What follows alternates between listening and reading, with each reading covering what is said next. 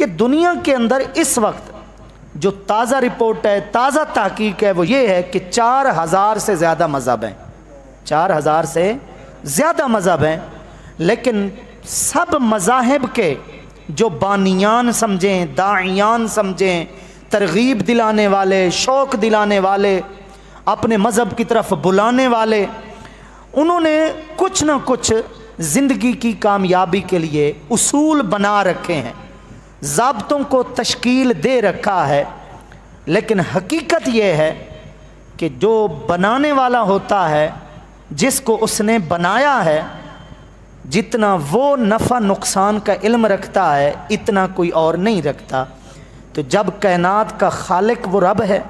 جو تمام جہانوں کا پروردگار ہے، ہمیں پیدا کرنے والا جب ہمارا مالک رب ہے، تو جو دین اس نے بھیجا ہے، جو مذہب اس نے ہمارے لیے بھیجا ہے، انبیاء کے توسل سے، اپنے محبوب کریم علیہ تحیت و تسلیم کے توسل سے، ایک سیدھی سی بات ہے، نفع نقصان کی جو نشاندہی اللہ کا دیا ہوا دین کرے گا، وہ 4000 مذاہب کے اندر کوئی بھی مذہب اس طرح کی صلاحیت نہیں رکھتا۔ اس لیے مسلمان کی سب سے پہلی جو دریافت، سب سے پہلی جو اس کے اندر تڑپ ہو، سب سے پہلی جو اس کے اندر طلب ہو، اس کی جو کوشش ہو، کاوش ہو، صبح شام جس چیز کی اسے ضرورت ہے، وہ یہ ہے کہ کامیابی اور فوز و فلاح کا جو رستہ اللہ رب العزت نے دیا ہے، کبھی بھی میں اس رستے سے ہٹ کر کامیاب نہیں ہو سکتا، یہ اس کا اٹل فیصلہ ہو جو وہ اپنے ضمیر کے ساتھ کرے، تنہائی میں بیٹھ کر، خلوت میں بیٹھ کر اپنے آپ سے ہم کلامی کرے، اپنے آپ سے بات کرے کہ جب میرا خالق میرا رب ہے اور اس نے تمام نفع مند چیزیں اور نقصان دہ چیزیں بتا دی ہیں، اور میرا نفع میرا گھاٹا سب سے زیادہ جاننے والا بھی وہی ہے، تو پھر اب کس چیز کی کمی ہے کہ میں اس رستے پر نہ چلوں جو رستہ مجھے دنیا میں بھی کامیاب کرے، جو رستہ مجھے آخرت میں بھی کامیاب کرے، جو رستہ مجھے عبادات میں بھی کامیاب کرے، جو رستہ مجھے معاملات میں بھی کامیاب کرے، جو رستہ مجھے معیشت میں بھی کامیاب کرے، جو رستہ مجھے خاندانی امور میں بھی کامیاب کرے، یہ خود اس کا ضمیر اور بالخصوص جو ایمانی ضمیر ہے وہ خود اس کو گواہی دے گا کہ کامیابی انسان کی صرف اور صرف رب کے بتائے ہوئے راستے کے اندر ہے۔ جس کو اللہ رب العزت نے فلاح فرمایا ہے، جس کو اللہ رب العزت نے کامیاب لوگوں کی فہرست کے طور پر پیش کیا ہے، آپ اور کچھ بھی اگر نہ کریں نا، قرآن مجید میں صرف اور صرف لفظ فوز اور لفظ فلاح ڈھونڈ لیں۔ جو پڑھے لکھے لوگ ہیں الحمدللہ ایسی جستجو بھی وہ رکھتے ہیں، جب وہ ناظرہ پڑھ رہے ہوتے ہیں، ناظرہ پڑھنے کے دوران بھی یہ لفظ بار بار استعمال ہوتے ہیں۔ اب 18واں پارہ شروع ہو رہا ہے، قد افلح المؤمنون، دیکھو فلاح کا لفظ آ گیا ہے، وَمَن يُطِعِ اللَّهَ وَرَسُولَهُ فَقَدْ فَازَ فَوْزًا عَظِيمًا، فوز کا لفظ آ گیا ہے۔ ہم جانتے ہیں کہ فلاح کا معنی کامیاب ہے، ہم جانتے ہیں کہ فوز کا معنی کامیاب ہے، تو انسان اور کچھ بھی نہ کرے نا، قرآن مجید میں جہاں جہاں لفظ فوز اور لفظ فلاح استعمال ہوا ہے، صرف ان آیتوں کا ترجمہ پڑھ لے گا، اس سے سمجھ آ جائے گی کہ اللہ کی بارگاہ میں کامیابی کس چیز کی۔ آپ خود بتائیں ہماری دوڑ کس کام کے لیے؟ جو جس کام میں لگا ہوا ہے، دین میں نہیں ہے چلو دنیا میں ہے، عبادات میں نہیں ہے چلو کاروبار میں لگا ہوا ہے، مقصد کیا ہے اس کی تگ و دو کا؟ مقصد کیا ہے اس کی دن رات یہ محنت کا؟ کامیابی ہی ہے نا۔ سارے موضوعات ایک طرف،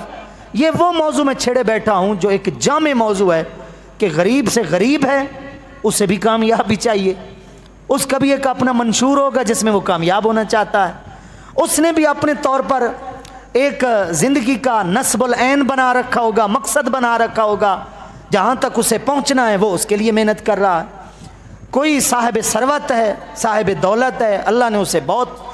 پہلے بھی بہت کچھ سے نواز رکھا ہے، لیکن اس کی بھی ایک اور منزل ہوگی، وہ بھی آگے بڑھنا چاہتا ہے۔ مطلب ہر انسان جو زندگی گزار رہا ہے چاہتا تو وہ کامیابی ہی ہے نا، کوئی شخص ناکامی کے پیچھے تو نہیں دوڑ رہا نا، اپنے طور پر وہ کامیابی کے پیچھے دوڑ رہا ہے۔ تو اگر قرآن مجید میں لفظ فوز اور لفظ فلاح واضح کر دے کہ کامیابی کس چیز میں ہے تو بات تو ختم ہو گئی۔ میں ایک آیت کریمہ آپ کے سامنے رکھتا ہوں،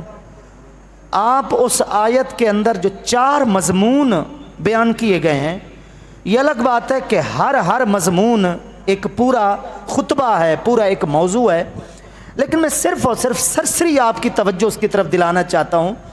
وہ ان آیات میں سے ایک آیت ہے جن کے اندر اللہ رب العزت نے کامیابی کے لیے یوں سمجھیں 4 اصول بتائیں، 4 ضابطے بتائیں۔ ہم تھوڑا اپنے آپ کو اس کے اوپر پرکھ لیں، اپنے آپ کو اس کے مطابق جانچ لیں، صبح شام کا اپنا عمل اور اپنی نیتیں جو ہیں اس کو ان کے اوپر تول لیں، اس میزان کے اوپر، خود بخود ہمیں سمجھ آ جائے گی کہ ہم کامیابی کے راستے پہ چل رہے ہیں یا اللہ کی بارگاہ میں کامیابی کوئی اور چیز ہے اور ہم کسی اور چیز کے پیچھے پڑے ہوئے ہیں۔ 6 پارے کے اندر قرآن مجید کی مشہور صورتوں میں سے جن میں انتہائی اہم مضامین پیش کیے گئے ہیں ان میں سے ایک صورت ہے سورہ مائدہ۔ مائدہ دسترخوان کو کہتے ہیں چونکہ اس کے اندر اس کے آخر میں اس واقعہ کا ذکر ہے جو حضرت عیسیٰ علیہ السلام کے لیے بطور معجزہ کے ظاہر ہوا کہ حضرت عیسیٰ علیہ السلام کے امتیوں نے ایک طرح سے چیلنج بھی کیا، درخواست بھی کی، ٹھیک ہے، کہ بھوک نے ستا رکھا ہے، آپ کی نبوت کا کرشمہ بھی سامنے آ جائے گا، ہماری بھوک کا حل بھی سامنے آ جائے گا، آپ اللہ سے دعا کریں، کیا محنت کرنی، کیا آٹے گوندنے، کیا روٹیاں پکانی، بنا بنایا جو ہے نا وہ ایک دسترخوان ہو، طعام کا، کھانے کا، مشروبات کا، مطعومات کا، اللہ کی نعمتوں سے بھرا ہوا ہو، اور وہ اترے۔ جناب حضرت عیسیٰ علیہ السلام نے دعا کی، ربنا انزل علینا مائدۃ من السماء تکون لنا عیدا لاولنا وآخرنا وآیۃ منک وارزقنا وانت خیر الرازقین۔ یہ بڑی مشہور دعا ہے، اے اللہ ہمارے لیے اپنے آسمان سے کوئی دسترخوان اتار دے، وہ دسترخوان تیری طرف سے بہت بڑی نشانی بھی بن جائے، ہمیں رزق دے کیونکہ تو بہترین رزق دینے والا ہے، وہ ہمارے لیے عید کا دن ہوگا، وہ ہمارے لیے خوشی کا دن ہوگا کہ ہماری آنکھوں کے سامنے تیرے آسمان سے جو ہے وہ ہمارے لیے دسترخوان اتر رہا۔ جناب حضرت عیسیٰ علیہ السلام کی دعا قبول ہوئی، دسترخوان اترا۔ تو اس دسترخوان کے لفظ کی وجہ سے چونکہ اس پوری صورت کے اندر یہ واقعہ ایک نبی کے معجزے کے طور پر ہوا، ایک عقلوں کو حیران کرنے والا ایک قدرت کا کرشمہ تھا، اللہ نے پوری صورت کا نام ہی سورہ مائدہ رکھ دی۔ تو سورہ مائدہ کی آیت نمبر 35 کے اندر اللہ رب العزت نے آخر میں جو فرمایا ہے نا کہ اس پر عمل کرو لعلکم تفلحون، تاکہ تم کامیاب ہو سکو، وہ جو میں موضوع چھیڑے بیٹھا ہوں نا وہ کامیاب ہو سکو، اس کے لیے دیکھیں ذرا، یا ایھا الذین آمنو، اے ایمان والو، اتقوا اللہ، اللہ سے ڈرو، وابتغوا الیہ الوسیلہ، اس کے قرب پانے کے لیے وسیلے کو پکڑو، وجاہدوا فی سبیلہ، اور اس کے راہ میں دن رات مجاہدہ کرو، کوشش کرو، محنت کرو۔ آخر میں فرمایا لعلکم تفلحون، تاکہ تم کامیاب ہو جاؤ۔ بات ہی ختم ہو گئی۔ نمبر 1 ایمان، نمبر 2 خوف خدا، نمبر 3 وسیلہ، اور نمبر 4 مسلسل محنت، مسلسل کوشش۔ اب پہلی بات ایمان ہے، ایمان کا ہم جائزہ لیں کہ اس وقت ہماری ایمانی کیفیت کیا ہے۔ چند ٹکوں کے اوپر جو لوگ اپنا ضمیر بیچ دیتے ہوں،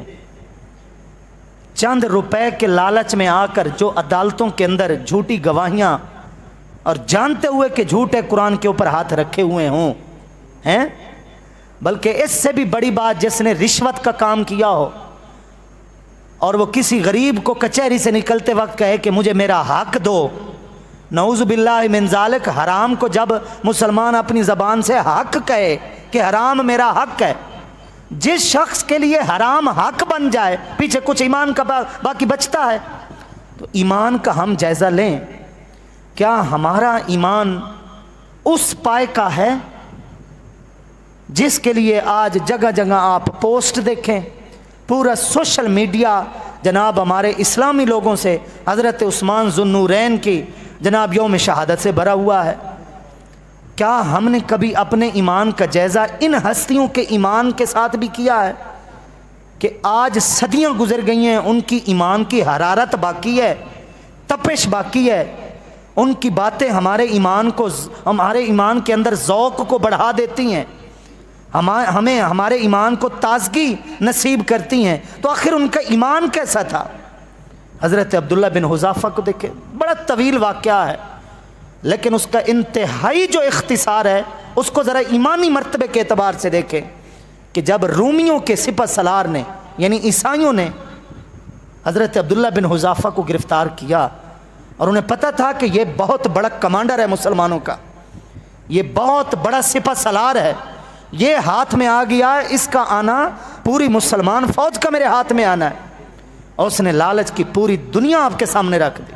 سبز باغ آپ کے سامنے رکھ دیا، اس نے کہا میری وہ بیٹی جس کے رشتے کے لیے نہ جانے کیسے کیسے شہزادوں کے رشتے آئے پڑے ہیں، میں کسی کو نہیں دوں گا، تو اگر میرا مذہب عیسائیت اختیار کر لے، دین محمدی کو چھوڑ دے، تو پھر وہ اس بیٹی کا رشتہ تیرا، اور جتنی ریاست کا میں مالک ہوں، جو زمین میرے قبضے میں ہے اس وقت،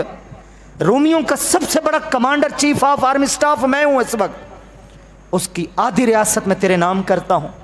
اب بتائیے دنیا، حسن و جمال، کس چیز کی کمی تھی؟ سارا کچھ تو آگے تھا،